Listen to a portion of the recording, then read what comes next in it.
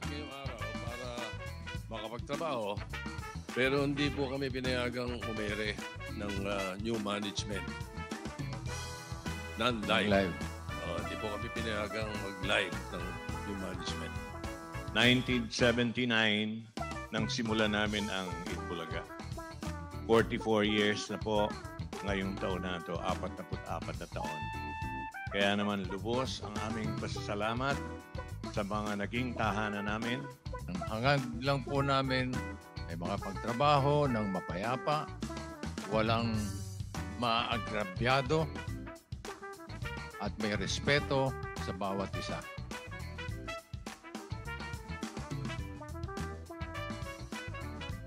Simula ngayong araw, May 31, 2023, kami po ay magpapaalam na sa Tape Incorporated.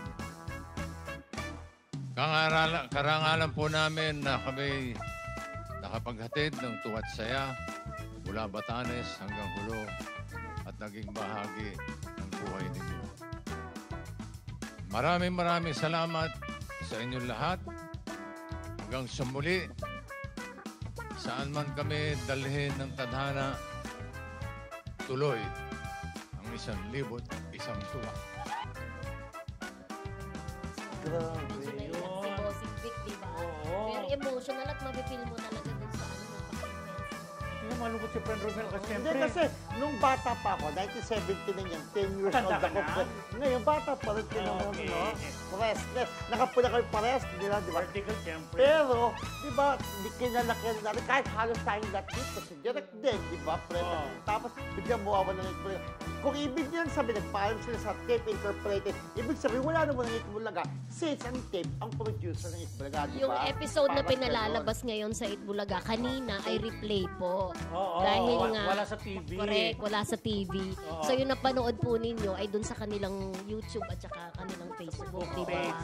Yes. So, hindi nga daw po sila pinayagan. So, ibig sabihin, bakit papasok pa sa rin pala? Hindi, pero beforehand naibalita na sa Abante, kung nabasa niyo po sa Abante tonight, doon unang binalita na para mamamaalam ng Itbulaga, di ba? Bago po yung announcement, lumabas sa Abante ng aming. Yes, exclusive, Oo, exclusive po. So, sabi, kung saan man kami dalhin, tuloy ang ligayang tuwa. Pero hindi na binanggit yung Itbulaga, di ba? Pero sana, kanila po yung tayo, kasi nakilala na ang Itbulaga ay Tito Vic and Joey. Itbulaga, Tito Vic and Joey. Tito Vic and Joey ang Itbulaga. Sa bagay, sabi nga, si Joey naman ang nagbigay ng pangalan Itbulaga, di ba? So, marami pa tayong aantabayanan. Pero alam mo, siyempre, friend, di ba? Parang kung matatanda mo yung interview ni Senator Tito Soto.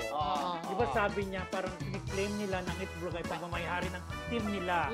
Di ba? Yes. O yung scriptwriter nila, parang gano'n yung head nila, di ba? Hindi Parang yan wala yan. sa tape, parang gano'n, di ba? So, tignan natin, baka may demandang mangyari dyan. Baka mamaya, maging dalawang Itbulaga, may Itbulaga ang tape, may Itbulaga ang Tito Vic and Joey and team, di ba? Ngayon, kung mag-Itbulaga ang tape, mapapalabas din dyan sa channel, ano ba ngayon? 7. May balita. Sino magiging host yan? Abangan natin. Abangan natin development. Kasi di ba parang may mga chismis di umano na parang kumampi di umano ang management ng GMA7. Ewan ko kung true yan ang GMA7 sa mga halusot. Okay. Di ba? Tapos may chismis naman na tatlong malalaking producers ang magsama-sama. Sanib Puwersa. Sanib Puwersa para sa show ng Tito Vic and Joey or ng Itbulaga sa ibang channel. So, abangan natin yan. May